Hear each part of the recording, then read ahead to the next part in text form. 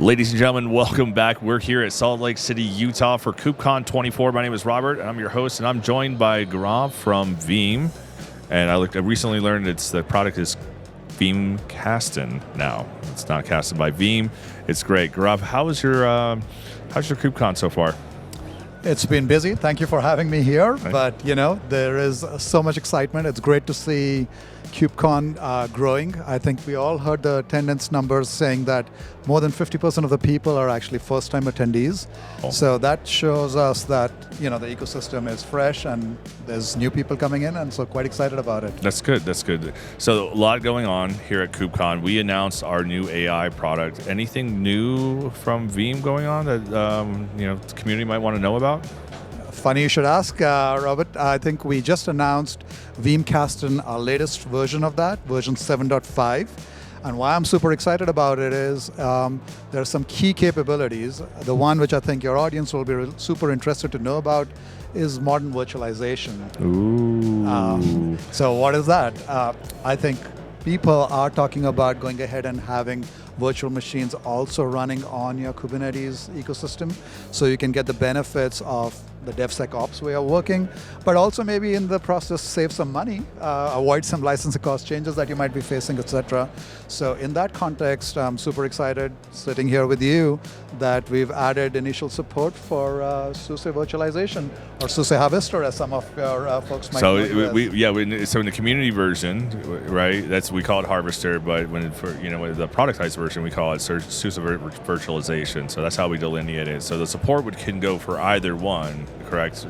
Correct. Okay. Correct. Awesome. So I think, we are trying to make it as seamless as possible, so you can have both your containerized workloads, your virtual machine workloads, in a simple way. I don't think people realize, that's when they look for a new virtualization platform, that's the first question was, what does BDR look like, right? And we're like, what does backup and disaster recovery look like? And so that's the first question that needs to be answered, and it seems like Veeam's started to answer that question right here. We've been answering that question, frankly, for now 18 years. I should say in the context of Kubernetes. I think that's a fair question, but I'm just digging at you. But the point is, indeed, it's top of mind. I think the reason being, as you know, data is sort of doubling every year in terms of the new content being created. Applications that are being put into production are critical in nature, so you can't go ahead and have those disappear, and that's the reason you need data protection in the first place. Yeah. And actually, it's the only other point I'll just sort of squeeze in there is, ransomware is such a here and now problem. Hardly a day goes by when people are not getting hit by it. In fact, our surveys have shown 75% of the organizations have been hit by ransomware at least once in the last 12 months. So it's not just about backup and disaster recovery, it's also going ahead and making sure your last line of defense, which is essentially what Kasten provides in this context, is up and running and can give you that early warning signals and get you that data resilience. Yeah. Now, this obviously this new product announcement you guys have is new, but our partnership is not new. We've been partners for quite some time. We've been doing stuff not just in the Kubernetes space, but also in the Linux side of the house as well. That's right. No, I think Veeam's the number one leader in the market by a wide margin when it comes to data protection across a variety of workloads. So whether it's virtual machines traditionally, or whether it's Microsoft 365, and now, of course, we are talking about Kubernetes here. So yes, the partnership between our companies has lasted a long time, and I think it's growing stronger as we go forward. So it's my last question, but it's always a loaded question. Is there something coming up that you guys are looking forward to? Any announcements now of new stuff that you guys are developing that you can kind of tell the community here and No, look, there's so much to talk about. I think the way you got me was can you tell me one thing?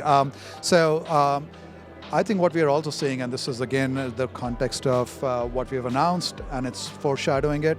I think not only are virtual machines coming into Kubernetes, but I think the number of applications and the scale of those applications that need to run securely is also growing. So we've made sort of big advancements. We pride ourselves in being the number one Kubernetes data protection leader for 4 years running, and we're looking forward to our 5th year.